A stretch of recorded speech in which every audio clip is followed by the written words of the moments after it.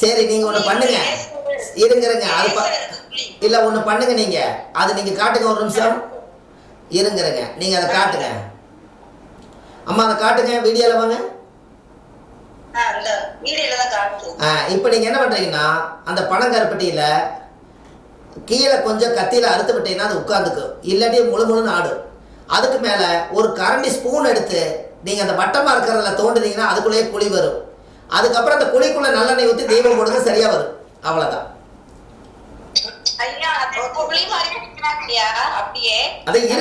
அது இருக்குது, இவங்க காட்டுனதுக்கு நான் சொல்கிறேன். அது இருக்குது, இருந்தாலும் இவங்க காட்டுனதுக்காக நான் சொல்கிறேன்.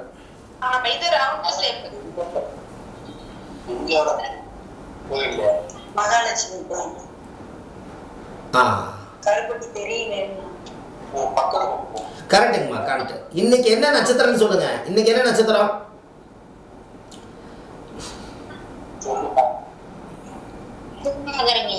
என்னங்க?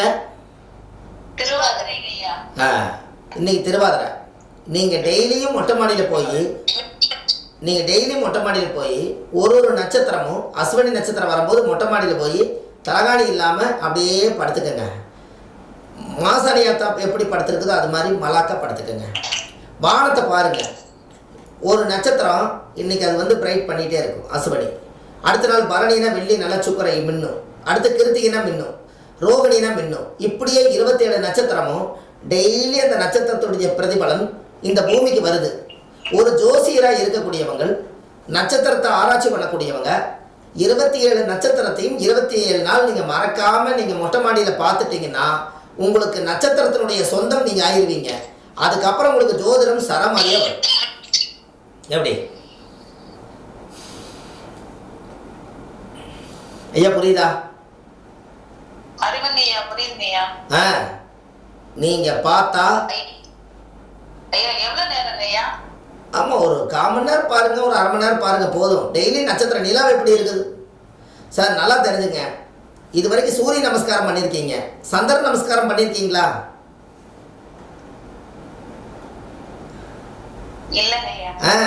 அப்ப சந்திரன் தானே மதி ஐயா, சந்திரன் தானே மதி. என்னங்க நீங்க பௌர்ணமி என்னைக்கு வர நிலா ஒரு நாள் வருத விடுங்க, தினமுமே வந்து நிலா மேல வருதா இல்லைங்களா? வருதல்ல.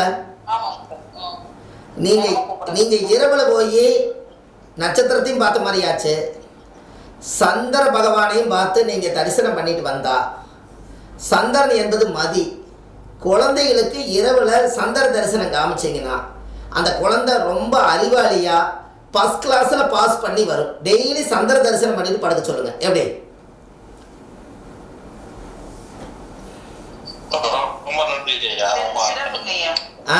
அந்த காலத்துல அதை என்ன பண்ணிட்டாங்கன்னா, இதைய முன்னோர்கள் எப்படி வகுத்தாங்கன்னா, குழந்தைக்கு சோறு ஊட்டும் போது இதை பார் நிலாச்சோறுன்னு சொல்லி நிலாவை காமிச்சு, பாட்டி வடை சுடுதுன்னு சொல்லி நிலாவை அந்த குழந்தைய பார்க்க சொல்லி, அந்த நைட்டு பகலில் தான் சூரியனை பார்க்க முடியாதே நம்மளால, அதனால சந்திரனை பார்க்க சொல்லி சந்திரனுடைய பிரதிபலன் அது டைரக்டாக அந்த குழந்தைக்கு கண்ணில் ஒளி வரும்போது மதி நுட்பத்துக்கு அதிபதியாகப்பட்டவர் சந்திரனாக இருக்கிறனால, சந்திரன் என்பது மதியாக இருக்கிறனால இரவு தரிசனம் நிலாவை பார்த்துட்டு தூங்குனீங்கன்னா காலையில் நீங்கள் என்னென்ன நினச்சிட்டு வந்தீங்களோ அது பூராமே நிலா வந்து உங்களை மறக்க விடாமல் அந்த காரியத்தை செய்ய விடும். எப்படி?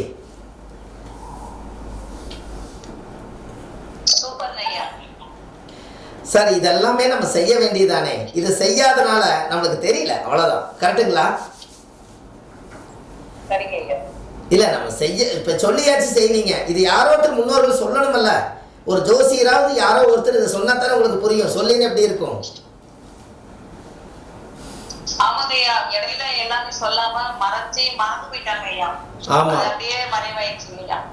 பெரியவங்க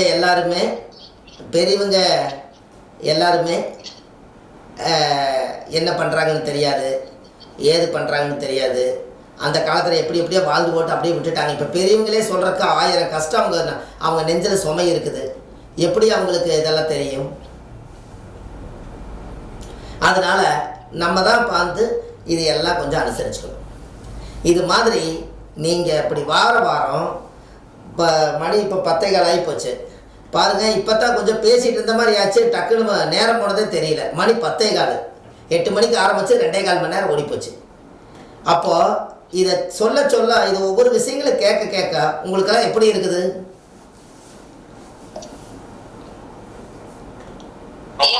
அதிகரிக்குதுங்க ஐயா. வணக்கங்க ஐயா, சென்னையில இருந்து செல்வகுமாரிங்க ஐயா. ஆர்வம் அதிகரிக்குதுங்க ஐயா. அந்த சோர்வுன்றது வரலங்க ஐயா. ஒவ்வொன்னும் நோட் பண்ணாமே மனசுல ஆழ் மனசுல உட்காருதுங்க ஐயா. அவ்வளவு முக்கியமான விஷயங்களை நீங்க பகிர்ந்துருக்கீங்க.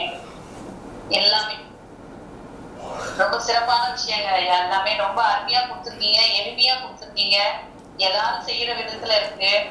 அது மட்டும் இல்லாம எல்லாமே ஜோதிடர்களுக்கும் மனசுல பதியக்கூடிய ஒரு அளவுல எளிமையா இருக்குங்க. ரொம்ப ரொம்ப நன்றிங்க. குரு வாழ்க, குருவே துணை. அதுதான் வேணும். ஐயா வணக்கம் ஐயா. பெங்களூர்ல டாக்டர் சுரேஷ் பேசுறேன் ஐயா. ஐயா வணக்கம் ஐயா, பேசுங்க ஐயா.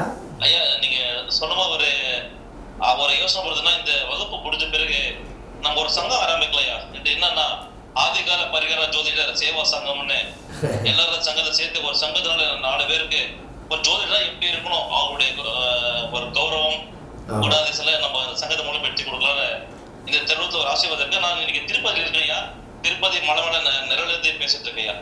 ரொம்ப சந்தோஷங்க ஐயா. நம்ம எல்லாருக்கும் திருப்பதியில பிரார்த்தனை வச்சுட்டு இப்போ வரும்போது வேலைக்கு தற்கண்டு பிரசாதமும் திருப்பதி ரெண்டும் கொண்டு வரையா.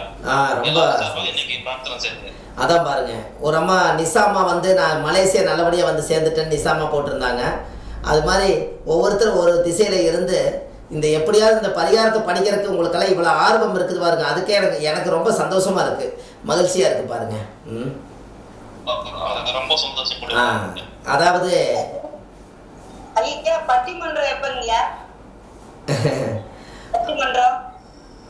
பட்டிமன்றங்கிறது அதாங்கம்மா, இந்த திருச்செந்தூர் போயிட்டு வந்துட்டு நம்ம ஏதாவது ஒரு நேரடி வகுப்பு ஃபர்ஸ்ட் போடுவோங்க. இப்போ 70 பேர் ஒரு நாள் நம்ம சந்திப்போம். இந்த குழுவில் 70 பேர் இருக்காங்க. 70 பேர் முதல்ல ஒரு நாள் ஒரு நேரடி வகுப்பு போடுவோம். அப்போ தான் உங்களுக்கு அது போடுங்க. அது ஒரு நாள் சந்திச்சுட்டு அப்புறம் மறுபடியும் கிளாஸு ஏதோ திட்டங்களை அறிவிப்போம். இப்போ பாருங்கள், நம்ம திருச்செந்தூர் 22ஆம் தேதி இரவு நைட்டு கரெக்டாக திருச்செந்தூர் கிளம்புறோம். இந்த குழுவிலே கொஞ்சம் பேர் வர்றாங்க.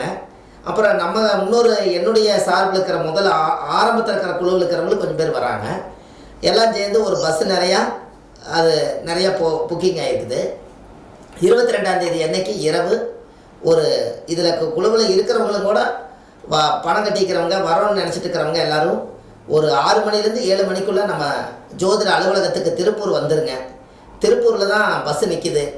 அங்கே தான் ஒரு விநாயகர் கோயிலை வச்சு தேங்காயோட சாயம் விட்டுட்டு வியாழக்கிழமைக்கு இரவு ஒரு டிஃபன் சாப்பிட்டு வண்டி ஏறி உட்காந்தா விடிய காலையில் திருச்செந்தூர் கடலில் போய் சூரிய உதயத்தை பார்த்துட்டு அங்கே திருச்செந்தூர் கடலில் ஒரு ட்ரெஸ்ஸு மட்டும் போட்டுக்கிறதுக்கு நீங்கள் கடலில் விடுற மாதிரி ஒரு ட்ரெஸ்ஸை எடுத்துக்கோங்க. எதுக்குன்னா ஒரு 21 கலசம் வச்சு ஒரு 108 மூலிகை யாகம் பண்ணி ஒரு 108 விதமான சாபங்களை எல்லாம் மாத்துமா உங்களோட ஜாதகத்தில் இருக்கக்கூடிய அந்த கர்மாவை எல்லாம் சுத்தப்படுத்தி முதல்ல ஜோதிடர் புனிதமாகணுங்கிறது என்னுடைய கொள்கை. மற்றவங்க கிட்டேருந்து ஜாதகத்தை நீங்கள் வாங்கும்போது அவர் எத்தனையோ பாவங்கள் பண்ணியிருக்கலாம். அந்த பாவத்துக்கெல்லாம் ஒரு தட்சணை வச்சு நம்ம கையில் கர்மாவை கொண்டு வந்து ஒப்படைச்சிட்றாங்க. அந்த கர்மா எல்லாம் நம்மளுக்கும் நம்ம குழந்தைகளுக்கும் தான் போகுது. ஏன்னா ஜோசியர்கிட்ட தீராது எதுவும் இல்லைன்னு நம்மகிட்ட கொடுத்துறாங்க. நம்ம இந்த கர்மாவை எங்கே போய் தீர்க்கிறது? அதனால் ஜோதிடர்களை முதல்ல புனிதப்படுத்தினா தான் நம்ம ஜாதகம் முதல் வேலை செய்யும். அதனால் இது ஒரு ஜோதிட சேவையாக நான் எடுத்து இதை மக்களுக்கு நான் கொஞ்சம் செய்யலான்னு தான் இந்த மாசி மகத்தன்னைக்கு இந்த பௌர்ணமி வருது. இது எவ்வளோ பெரிய விசேஷம்னு பார்த்தீங்களா? மாசி மாதம் மக நட்சத்திரத்தில் இந்த பௌர்ணமி கரெக்டாக 23ஆம் தேதி வெள்ளிக்கிழமை இரவு ஃபுல்லாக இருக்குது. அப்போ மாசி மகம் வந்து கும்பமேளாவில் சித்தர்களும் முனிவர்களும் ரிஷிமார்களும் அகோரிகள் எல்லாம் வந்து ஒரு சிறப்பாக வாழக்கூடிய டைம். அப்போது அந்த மாதிரி ஒரு டயத்தில் நாம் ஜோதிடராக இருக்கக்கூடியவங்க ஒரு கடலில் போய் நீராடி ஒரு நாளிகை கிணத்துல போய் குளித்து நம்ம பாவங்களை எல்லாம் போக்கி நமக்கு வாக்கு பலிதம் வாக்கு சித்தியை உருவாக்கிக்கிறதுக்கு ஒரு சக்தி வாய்ந்த ஒரு கடலோட ஓசையில் நம்ம ஒரு பரிகாரம் நமக்கு தேவையானதெல்லாம் பண்ணி நாமளும் போய் கடலை ஒழிச்சு முருகனை தரிசனம் பண்ணிட்டு விஸ்வாமுத்திர கோயில் ராமருக்கே நவகலச பூஜை பண்ணி ராமருடைய பிரம்மகத்தி தோஷத்தை நிவர்த்தி பண்ணக்கூடிய விஸ்வாமுத்திரர் வந்து ஸ்ரீசக்கரத்தை உருவாக்கிட்டு கூடங்குளம் விஜயாபதியில் இருக்கிறனால அப்படியே நேராக கன்னியாகுமரியில் போய் கன்னியாகுமரி அம்மனை கும்பிட்டுட்டு அதுக்கு அடுத்தது விஸ்வாமுத்திர கோயிலில் போய் அங்கே 27 அபிஷேகத்தை போய் முறையாக நம்ம பார்த்து அதுக்கு பூஜை அனுஷ்டானங்கள்லாம் செஞ்சு எல்லா அபிஷேகம் பண்ணி அந்த தீர்த்தத்தை எல்லாம் நம்ம வாங்கி குடிச்சிட்டு அதுக்கப்புறம் ஒரு கூட திருநூறு எடுத்து விஸ்வாமுத்திர மேலே கொட்டி ஒரு தீபாரதனை காமிப்பாங்க. அந்த தீபாரதனையை வாங்கி காமிச்சிட்டு அந்த திருநூறு அள்ளிட்டு வந்து நம்ம உடம்புல பூசினாலும் நம்ம ஜாதகத்துக்கு பூசி விட்டாலும் நம்ம தோசை நம்மளை விட்டு போயிடும். இழந்ததெல்லாம் மீண்டும் பெறக்கூடியவர் விஸ்வாமுத்திரர். அப்பேற்பட்ட அந்த கோவிலுக்கு போய் அந்த பூஜையெல்லாம் பண்ணிவிட்டு அந்த கர்மாவை நம்ம சுத்தப்படுத்தியாச்சுன்னா நம்மளுக்கு ரொம்ப பிரமாதமாக இருக்கும். அதுக்கு அடுத்தது விஸ்வாமுத்திர கோயிலில் அன்னதானம் நடக்கும். எப்போவுமே பௌர்ணமி அன்னைக்கு சாப்பாடு நல்ல திருப்தியான சாப்பாடு. அந்த ஊரில் நெல் குத்தரிசி தான் அவ்வளோ அழகான டேஸ்டான சாப்பாடு. ஒரு 11 மணி 12 மணி கிடைக்கும். அதுக்கு முன்னாடி நம்ம ஏதாவது ஒரு ஸ்நாக்ஸ் மாதிரி ஏதாவது இடையில சாப்பிட்டுட்டு அந்த சாப்பாடு உணவை அருந்திட்டு அதுக்கப்புறம் அந்த விஸ்வாமுத்திர கோயிலை முடிச்சுட்டு அப்படியே பஸ்ஸில் ஏறி உட்கார்ந்தால் மதுரை வந்து நம்ம திருப்பரங்குன்றம் வந்து காலையில் சூரிய உதயத்தில் சேர்ந்துருவோம். அதுக்கப்புறம் சூரிய உதயத்தில் வந்து சேர்ந்த உடனே அங்கே மண்டபத்தில் வந்து எல்லாத்துக்கும் குளிக்கிறதுக்கும் எல்லாமே அங்கே சபரியம் இருக்குது. கிளீனாக குளிச்சுட்டு ஃபஸ்ட்டு முருகனை நம்ம தரிசனம் பண்ணுறோம். முருகனை தரிசனம் பண்ணிட்டு லக்னம் முடக்கு தோஷம் இருக்கிறவங்களுக்கும் லக்னாதிபதி முடக்கு தோஷம் இருக்கிறவங்களுக்கும் சந்திரன் முடக்கில் மாட்டிக்கிறவங்களுக்கும் லக்னத்தில் மாந்தி இருக்கிறவங்களுக்கும் இவங்களுக்கெல்லாம் இன்மையிலும் நன்மை தருவார். அந்த கோவிலில் ஒரு பெரிய ஒரு சக்தி வாய்ந்த ஒரு பவர் இருக்குது. என்ன பவர்னா போன ஜென்மத்தினுடைய பாவமும் இந்த ஜென்மத்தினுடைய பாவமும் ரெண்டும் சேர்ந்து தீக்கிறதுக்கு பேர் தான் இன்மையிலும் நன்மை தருவார். இந்த கோயிலோட சிறப்பு என்னன்னு கேட்டீங்கன்னா அங்கே சிவன் வந்து இங்கேருந்து போகும்போது பார்த்தீங்கன்னா சிவனை கும்பிட்ற மாதிரி இருக்கும். சிவன் அந்த பக்கம் திரும்பி இருப்பார். ஏன் திரும்பி இருக்கிறாருன்னா பார்வதியும் சிவனும் லிங்கத்துக்கே பூஜை பண்ணுறாங்க. அது அவ்வளோ அந்த கோவில் வந்து மதுரை மீனாட்சி அம்மன் கோவிலுக்கு 700 வருஷத்துக்கு மூத்தது. அந்த கோயிலில் முடிசூடாமல் ப்ரமோஷன் வாங்கிட்டு வந்து முடிசூடுறது அந்த ஊரில் எங்கே முடிசூடுறதா இருந்தாலும் அந்த கோயிலில் வந்து முடிசூடுவாங்க. அப்படி ஒரு வேளை முடிசூடி ப்ரமோஷன் வாங்கி அந்த கோயிலுக்கு அவங்க போகலினா அந்த மதுரையில் அந்த ஊரில் அவர் இருக்க மாட்டார் என்பது அந்த ஊரில் எல்லாம் மாறிடுவாராமா. அதனால் அந்த கோயிலுக்கு போயிட்டு வருவாங்க. அதனால் திருச்செந்தூருடைய கோயில் எப்படி இறங்கி போய் முருகனை பார்க்குறோமோ அதே மாதிரி இறங்கி கர்மாவையெல்லாம் இறக்கி வச்சுட்டு போவீங்க. புண்ணியத்தை வாங்கிட்டு மேடை வருவீங்க. அந்த மாதிரி இருக்கக்கூடிய இன்மையிலும் நன்மை தருவார் கோயிலில். உங்கள் பாவங்களை எல்லாம் தீர்த்துட்டு இந்த கோயிலுக்கு வந்துடுவோம். அதை முடிச்சுட்டு மதுரை மீனாட்சி அம்மன் கோயிலுக்குள்ளே நம்ம ஜாதகம் வேலை செய்யறதுக்கு பிச்சாண்டவர்னு ஒருத்தர் இருக்கிறார். அவர்கிட்ட போய் நம்ம ஜாதகத்தை வச்சாலும் இல்லை உங்கள் டேட் ஆஃப் பர்த் சொல்லிட்டு வந்தாலும் உங்கள் ஜாதகம் ஃபஸ்ட் கிளாஸாக வேலை செய்யும். அந்த பிச்சாண்டவர் கோயிலில் சாமி கும்பிட்டு மதுரை மீனாட்சி சுந்தரேஸ்வரை பார்த்துட்டு அகோர வீரபத்திரர் அதுக்குள்ளே இருப்பார். தூணில் 2 பேர் இப்படி சாஞ்ச மாதிரி. அவர் தான் உலகத்துக்கே பெரியாள். அந்த அகோர வீரபத்திரருக்கு போய் 2 தீபம் வாங்கி அங்கே சாமி கும்பிட்டுட்டு அதுக்கப்புறம் வர வழியில் எப்படி சூழ்நிலைன்னு பார்த்துட்டு கணக்கம்பட்டி வரலான் இருக்கோம். பழனி வந்து அப்படியே திருப்பூர் வந்து சேர்ந்துடலாம். இதுக்கு இந்த குழுவில் இருக்கிறவங்களுக்கு இது ஒரு அறிவிச்சிருக்கேன். இன்னும் 2 நாள் தான் இருக்குது. இதில் விட்டு போனவங்க யாராவது இருக்கீங்களான்னு எனக்கு தெரியல. நிறைய பேர் பணம் கட்டியிருக்காங்க. வெளியிலேருந்து கட்டிக்கிறாங்க, இதிலேருந்து கட்டியிருக்காங்க. எல்லாத்துக்குமே நல்லா ஒரு சக்கரம் எந்திரம் அச்சரம் இதெல்லாமே ஒரு தெய்வ ஆலயங்களில் பவரில் வச்சு உங்களுக்கு கொடுக்குற பொருள் எல்லாமே விஸ்வாமுத்தருடைய ஸ்ரீ சக்கரத்தில் கொண்டு போய் உள்ளே வச்சு இது எல்லாம் உங்களுக்கு கொடுக்கலான்னு இந்த சக்கர வழிபாடு ஒன்று பண்ணலான்ட்டு இருக்கேன். அது எந்த அளவுக்கு சீக்கிரமாக அமைஞ்சு வந்தால் ரொம்ப சந்தோஷம். இது முடிச்சுட்டு நல்லபடியாக திருப்பூர் வந்ததுக்கப்புறம் அதுக்கு அடுத்தது ஒரு பரிகாரங்களும் வித்தியாசமான பரிகாரங்களை எல்லாம் ஆதி காலத்தில் முன்னோர்கள் வாழ்ந்த பரிகாரங்களும் ஜாதகத்தில் ஒரு கிரகங்களுக்கு எப்படி பரிகாரங்கள் சொல்கிறதுங்கிறதையும் அந்த அடுத்த வார கிளாஸில் உங்களுக்கு நான் சொல்லிக் கொடுக்குறேன். இதில் யாரெல்லாம் வரணும்னு நினைக்கிறாங்களோ அவங்கெல்லாம் இதில் பேர் கொடுத்துருப்பாங்கன்னு நினைக்கிறேன். ஏதாவது விட்டு போயிருந்தாலும் மறக்காமல் ஞாபகப்படுத்திடுங்க. இந்த பிரயாணம் வந்து மாசி மகத்தன்னைக்கு பண்ணுற யாகத்தில் அந்த ஒரு சித்தர் வந்து ஒரு ஓலைச்சுவடியில் எழுதி வச்சுக்கிறாரு, 7 தலைமுறையுடைய சாபம் மாசி மகத்தன்னைக்கு போய் யாகம் பண்ணினால் நிவர்த்தி ஆகுமா? எப்படி? யாருமே பேசலையே. மாசி மகம், இந்த மகா கும்பமேளங்கிறது எப்படி உருவாச்சுன்னு கேட்டீங்கன்னா, நல்லா பாருங்க. மக நட்சத்திரத்தன்னைக்கு பௌர்ணமி வருதுன்னா சந்திரன் எங்க இருப்பாரு? சிம்ம ராசியில் இருப்பாரு. சூரியன் எங்க இருப்பாரு? கும்பத்தில் இருப்பாரு. அப்ப சூரியனும் சந்திரனும் மகா கும்பமேளங்கிறது மக நட்சத்திரத்தை வச்சு கும்பத்தை நோக்குது. அதனால மகம் பிளஸ் மகா கும்ப மேளா அப்படிங்கிறது 7 தலைமுறையில் செய்த பாவங்கள் எல்லாம் மக நட்சத்திரத்தன்னைக்கு ஒரு யாகத்தில் கலந்துக்கிட்டால் 7 தலைமுறை சாப நிவர்த்தியாகி 7 கடலுடைய நீர் குளிச்சுட்டு வந்தால் அவருக்கு 7 ஜென்ம பாவதோஷம் நிவர்த்தி ஆகுமா? எப்படி? அதனால தான் இந்த ஒரு யாத்திரை பயணத்தை உங்களுடைய அன்புக்காகவும் ஒரு ஜோதிடராக இருந்து செய்ய வேண்டிய கடமையாகவும் ஒரு சேவையாகவும் எடுத்து உங்களோட 2 நாளைக்கு நான் பயணிக்கிறேன்.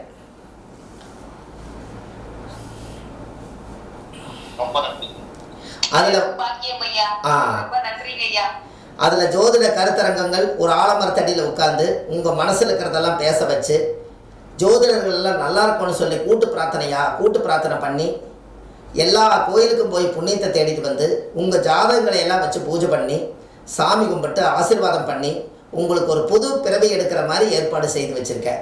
எல்லாம் நல்லபடியாக நடக்கணும். அவ்வளோதான்.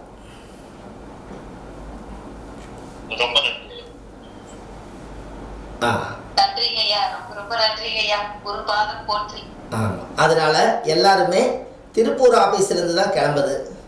அது மற்றவங்க மட்டும் 1-2 பேர் மட்டும்தான் அங்கே அவங்க இந்த பூர்ணிமாலாம் இருக்காங்க, அன்னபூர்ணி அம்மா, அவங்கெல்லாம் கொஞ்சம் அங்கே பக்கத்தில் இருக்கிறனால அவங்க அங்கே வந்துட்டாங்க. ஒரு 2 பேர் மட்டும்தான். மற்றவங்க எல்லாருமே இந்த சீட்டு இங்கே வாங்க, எல்லாம் இடம் பிடிச்சி நல்லபடியாக திருப்தியாக போயிட்டு வரலாம். போயிட்டு வந்துட்டு இந்த ஜோதிடங்களையும் சேர்த்து கொஞ்சம் நம்ம ஜோதிடத்தையும் சேர்த்து வச்சு ஒரு மனிதரை யோகமாக மாற்ற முடியுமா அப்படிங்கிறத பற்றி நம்ம ஒரு ஆராய்ச்சி பண்ணுவோம். அது பண்ணலாம்னா சொல்லுங்கள், பண்ணலாம், தப்பில்லை. கண்டிப்பா பண்ணலாங்க ஐயா. ஜோதிடம் மூலியமா கிரகவாரியா பாவக ரீதியா பார்த்து பண்றது வந்து எப்படின்ற ஒரு எளிமையை எடுத்து கொடுத்தீங்கன்னா நல்லா இருக்குங்க ஐயா. அதாவது திசா புத்திகளுக்கு பரிகாரம் எடுக்கலான்னு ஒரு ஐடியா வச்சிருக்கேன். உங்களுக்கெல்லாம் சம்மதம்னா சொல்லுங்க, எடுக்கலாம். 981 புத்தி இருக்குது.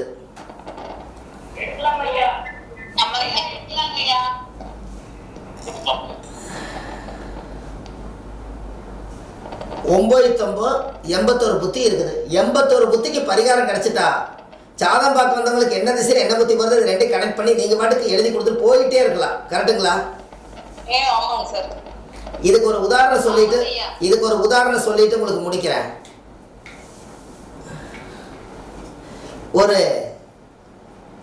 ஒரு குரு திசையில சுக்கிரன் புத்தியோ சுக்கிரன் திசையில குரு புத்தியோ நடந்தா அவங்களுக்கு ஒரு ஆதிகால பரிகாரம் வேணும். உங்களுக்கு இந்த பரிகாரத்துக்கு ஒரு விளக்கம் உங்களுக்கு வேணுமா? வேணுங்க சார். ஐயா வேணுங்க ஐயா. ஆமாங்க ஐயா. சப்போஸ் வர்ற பொண்ணு கல்யாணம் ஆகலை, ஆனால் குரு திசையில் சுக்கிரன் புத்தி நடக்குது. நம்ம என்ன நினச்சிக்குவோம், அசுரகுரு தேவகுரு யுத்தம், அதனால இந்த திசா புத்தி வேலை செய்யாது அப்படின்னு நம்ம விட்டுருவோம். அதுக்கு ஒரு பரிகாரம் நான் உங்களுக்கு சொல்கிறேன்.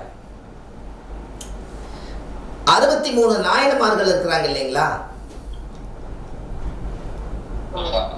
அந்த 63 நாயனமார்களுக்கும் 63 துண்டு வாங்கி அந்த நாயனமார்களுக்கு அழகாக நீங்கள் போய் கட்டி விடுங்க. கட்டி விட்டுட்டு ஒரு 2 வெத்தலை, 2 பாக்கு, 2 வாழைப்பழம், 63 நாயன்மார்களுக்கு நெய்வேத்தியம் வைங்க. ஒரு டம்ளர் தண்ணியில் எல்லா சாமிக்கும் ஒரு நீராஞ்சனை கொடுத்துருங்க.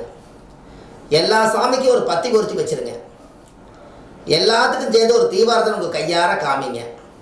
63 நாயனமார்களுக்கும் நீங்கள் செய்ய வேண்டியது ஒரு வஸ்திரம், 2 வாழைப்பழம், 2 வெத்தலை, 2 பாக்கு, ஒரு பத்தி சூடம். இதை மட்டும் ஒரு நாள் ரொம்ப பழமை வாய்ந்த கோயில் இருக்கக்கூடிய 63 நாயன்மார்களுக்கும் நீங்கள் எனக்கு நல்லபடியாக திருமணம் நடக்கணும், இந்த திருமணத்தில் எந்த தடையிலும் வரக்கூடாது, நல்லபடியாக எனக்கு பூஜை பண்ணி சிறப்பாக பெரியவர்களால் ஆசீர்வாதத்தில் எனக்கு கல்யாணம் நடக்கணும்னு சொல்லி 63 நாயன்மார்களுக்கு நீங்கள் செய்கிறத செஞ்சுட்டு அப்படியே நீங்கள் கீழே முட்டி போட்டு சரணாகதியாக 63 நாயனார்களுக்கும் ஒரு கோடி நமஸ்காரம் பண்ணிவிட்டு நீங்கள் வந்துடுங்க. அவங்களுக்கு அந்த 63 நாள்லையும் கூட ஒரு நல்ல செய்தி வந்து கல்யாணம் ஆயிடும். சரிங்களா? சரி, இது எப்படி எடுத்தேன் இந்த பரிகாரங்கிறத உங்களுக்கு விளக்கம் வேணும். எந்த கோயில்ல இருக்கீங்க? 63 நாயன்மார். ஐயா, அம்மா பழமை வாய்ந்த கோயில் எல்லாம் திருச்செங்கோட்டிலேருந்து அத்தனாரீஸ்வரர் கோயில் இருக்குது. சிவன் ஸ்தலங்கள்ல 63 நாயன்மார்கள் இருக்கிறாங்க. போற இடத்துல இருக்குதான்னு கேட்டீங்க. இல்ல இல்ல இல்ல இல்ல, நீங்க இப்ப நீங்க 63 நாயன்மார்கள் நிறைய இடத்துல இருக்கிறாங்க.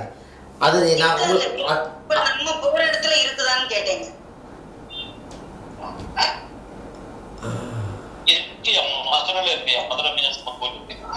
ஏங்கம்மா மதுரை அதெல்லாம் இருக்குதுங்கம்மா, அது எல்லாம் கோயில் சிவன் ஸ்தலத்தில் நிறைய இருக்குது. அதாவது ஆமாம், அதாவது இந்த 63 நாயன்மாருக்கும் குருதிசிர சுக்கரம்புத்திக்கும் என்ன சம்பந்தம்ங்கிறது உங்களுக்கு ஒரு கேள்வி பிறக்குது. ஆனால் என்னமோ சொல்ல தெரியல. அதானா?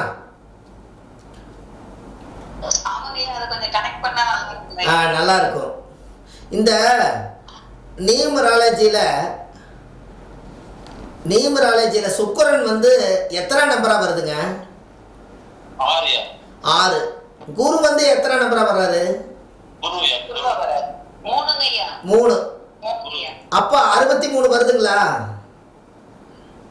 அப்ப குரு திசையில சுக்கிரபுத்தி நடந்தா 63ங்கிறது வரனால 63 நாயனமார்களுக்கு சாமி குடிச்சு தீபம் போடுங்க, கல்யாணம் ஆகுன்னு சொல்லுவார். எப்படி?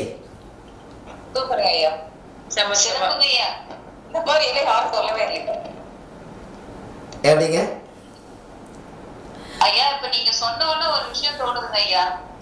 குரு சேர்க்கும் போது அந்த இடத்துல 2யும் 6 கூட்டினா செவ்வாய் இருக்குங்க ஐயா, 9.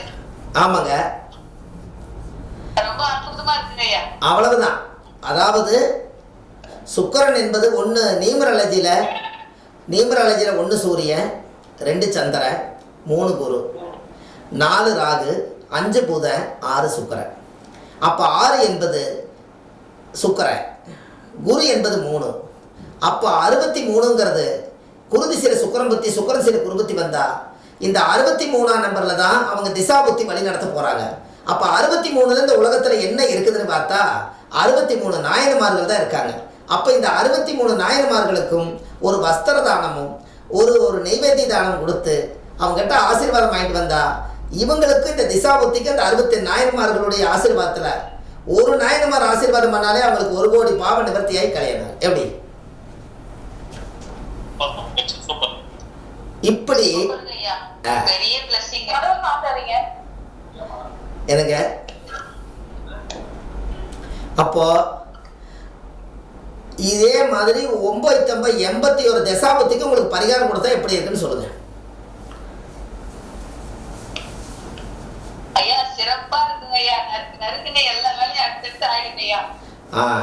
அதுபோல நம்ம அடுத்த ட்ரிப்பு இந்த மாதிரி ஒரு சிறப்பாக செய்யலாம், நம்மளுக்கு நல்லது நடக்கும். இந்த மாதிரி ஒரு திசாபுத்திகளுக்கெல்லாம் பரிகாரம் நம்ம தயார் பண்ணி 63க்கு எடுத்துட்டோம்னு வச்சுக்கோங்க. இந்த திசாபுத்தியில் 81 பரிகாரம் நம்ம எடுத்துட்டோம்னா இந்த உலகத்தில் இதுவே உங்களுக்கு பெரிய அரங்கேற்றமாயிரும். நாளைக்கு வரலாறு பெற்ற பரிகாரமாக மாறிடும். நீங்கள் எழுதி முத்திரை குத்தி கொடுக்கலாம், அவ்வளோதான். ரைட்டுங்களா?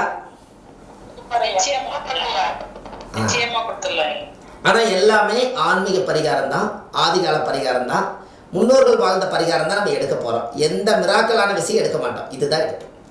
அதனால் இது நம்ம கண்டிப்பாக இதை செய்வோம். கரெக்டுங்களா?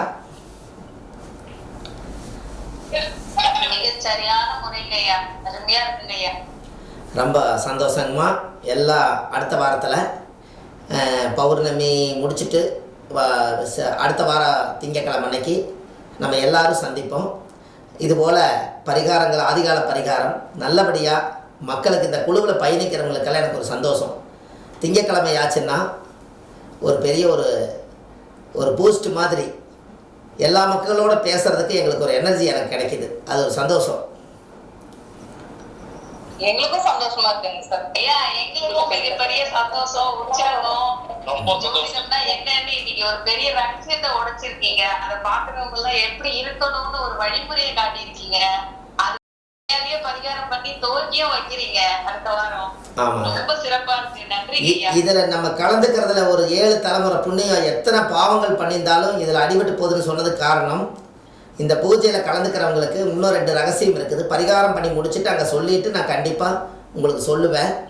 வர முடியாமல் இருக்கிறவங்களுக்கும் நம்ம வந்து பயப்பட வேண்டாம். உங்கள் எல்லாத்தோட பேரை எடுத்துகிட்டு போய் நான் அர்ச்சனை பண்ண போகிறேன். உங்கள் டேட் ஆஃப் பர்த் டைம் எல்லாமே வந்து குழுவில் மெசேஜ் பண்ணி விட்ருங்க. எல்லாத்தையுமே ஒரு பிரிண்ட் மாதிரி போட்டுருவோம். ஒரு ஜாதகம் மாதிரி கையில் எழுதலான்னு சொல்லியிருக்கேன். ஸ்டாப்பு கிட்ட சொல்லி எல்லாத்தோட ஜாதகத்தையும் கணிச்சு கையில் எழுதுங்கன்னு சொல்லியிருக்கேன். உள்ளுக்குள்ளே ஒரு 70 பேர் இருக்கீங்க. 70 பேருமே உங்கள் date of birth time place நீங்கள் ஜாதகம் கொடுத்தாலும் சரி, டேட் ஆஃப் பர்த் கொடுத்தாலும் சரி, எல்லாத்தையுமே நீட்டாக சாதகமாக எழுதி அதை எல்லாருமே மஞ்சள் தொடச்சி விஸ்வாமித்தருடைய கோயில் கருவறைக்குள்ளே வச்சு உங்களுக்கு நான் பூஜை பண்ணி கொடுக்குறேன்.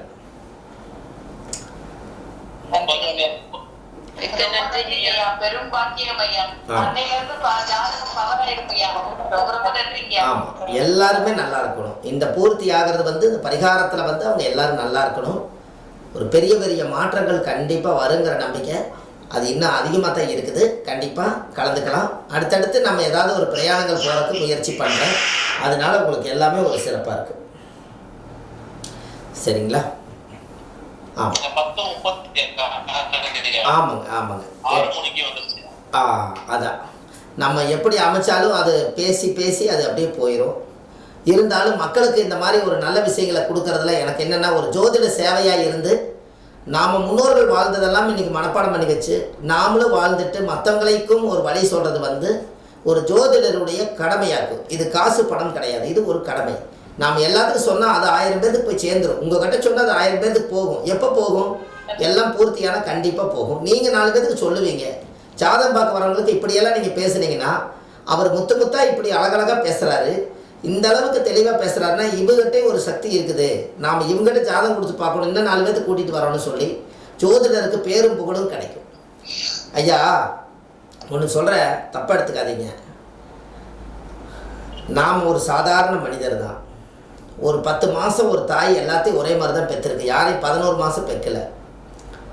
அப்படி இருக்கக்கூடிய காலகட்டங்களில் நெகத்தில் அழுகுப்படாமல் இந்த பேனா பிடிச்சி கணிச்சு இந்த ஆன்மீகத்தை படித்து அவங்களுக்கு நீங்கள் ஜாதகம் பார்த்து சொல்லி நீங்கள் ஒரு பரிகாரம் சொல்லி அவர் நிறைவானதுக்கப்புறம் நம்மளை வந்து கடவுளாக பார்த்து அவர் காலை தொட்டு கும்பிட்டு போகிறார். உண்மையாலுமே இந்த மாதிரி ஒரு பாக்கியம் வேற யாருக்கு எந்த தொழிலில் கிடைச்சிருக்குன்னு நீங்கள் சொல்லுங்கள் பார்ப்போம்.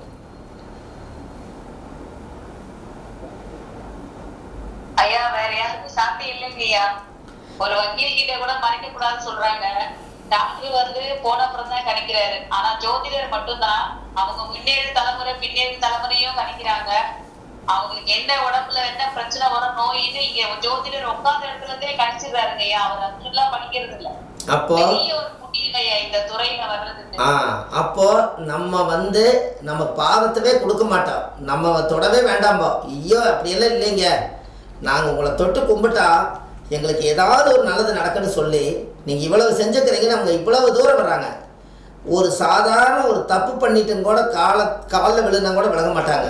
ஆனால் ஒரு ஜோதிடர் ஒரு நல்ல ஜோதிடராக இந்த உலக சேவையாக இருந்து மக்களுக்கு மக்களாக இருந்து செஞ்ச சேவைக்கு அவர் ஜோசியருக்கு வந்து காலத்தொட்டு கும்பிட்டு போகிறாங்கன்னா உண்மையாலுமே உங்களுக்கு கொடுப்பனையான தொழிலை ஆண்டம் கொடுத்துக்கிறாங்கன்னா உங்களுடைய தாத்தா பாட்டி உங்கள் அப்பா அம்மா செய்த புண்ணியம்தான் உங்களை இந்த ஜோதிடராக இன்னைக்கு உருவாக்கி இருக்குது.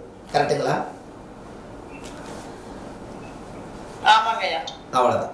அதை தக்க வச்சு நாமளும் இந்த ஜோதிடத்துக்கு எதையாவது ஒன்று செஞ்சு கொடுக்கணுங்கிறதுக்காகத்தான் இந்த ஆதிகால பரிகார புத்தகத்தை நம்ம எழுதணும். அப்போ நம்மளுக்கு அப்புறம் இது வாழுங்கிறது தான் இதை உருவாக்கிக்கிறோம். அதுபோல் நம்ம குழுவில் இருக்கிறவங்க எல்லாருமே ஒரு திறமையில் ஒரு ஒரு ஒரு சக்தி படைச்சிட்டு தான் நீங்கள் இந்த பூமியில் சிறப்பாக இருக்கணும். அதுக்கு என்னுடைய ஒத்துழைப்பு உங்களுக்கு எப்போதுமே கூட இருக்கும். நீங்கள் பயப்படாமல் செய்யுங்க. முடிஞ்ச அளவுக்கு நம்ம எல்லாரும் நல்லா சிறப்பாக வளர்ந்து வருவோம். தொழிலில் ஜோதிடத்தை வாழ வைப்போம். சரிங்களா? ரொம்ப மகிழ்ச்சி ஐயா. ரொம்ப சந்தோஷம் ஐயா. எல்லாத்துக்கும் இந்த குழுவில் பயணித்து இவ்வளவு நேரம் பொறுமையாக இருந்து கேட்டு எல்லாத்துக்கும் ஒரு மனநிறைவான எல்லா மக்களுக்கும் என்னுடைய மனமார்ந்த நன்றி தெரிவிச்சுக்கிறேங்க.